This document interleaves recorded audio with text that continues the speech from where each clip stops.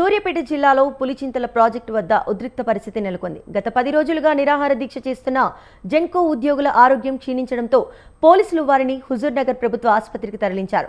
దీక్షలో ఉన్న ఉద్యోగుల షుగర్ లెవెల్స్ పడిపోవడంతో పోలీసులు బలవంతంగా ఆసుపత్రికి తరలించారు.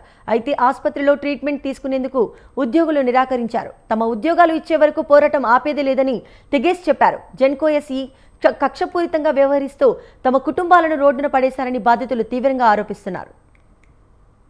6 సంవత్సరాలుగా టీఎస్ జెన్కోలో పనిచేస్తున్నాం. మేము పనిచేసే కాడ నుంచి ఇప్పటివరకు మాకు ఆర్టిజన్స్ ఇస్తామని ఇవ్వకుండా కోర్టు కేసులు కూడా విత్డ్రా చేయించి గత ప్రభుత్వం ఇస్తామని హామీ ఇచ్చింది. కోర్టు కేసులు విత్డ్రా చేసిన తర్వాత ఈ ప్రభుత్వం మారిపోవడం వలన మాకు ఆర్టిజన్ అనేది ఇవ్వలేదు.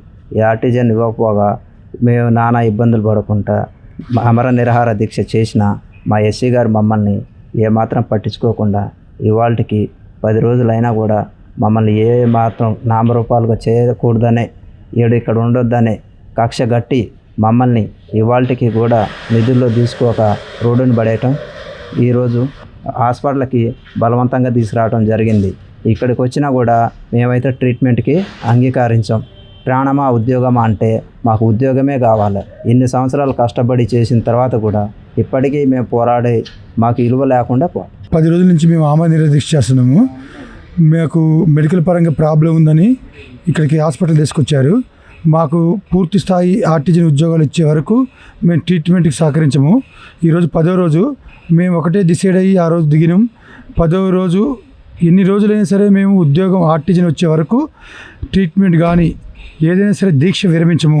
గవర్నమెంట్కి జెన్కోకి ఒకటే అడుగుతున్నాం, మేము మాకు అన్ని అర్హతలు ఉన్నా మీరు ఎందుకు ఇవ్వట్లేదు అంటే మా ప్రాణాలతో చెలగట్టమాడుతున్నారా?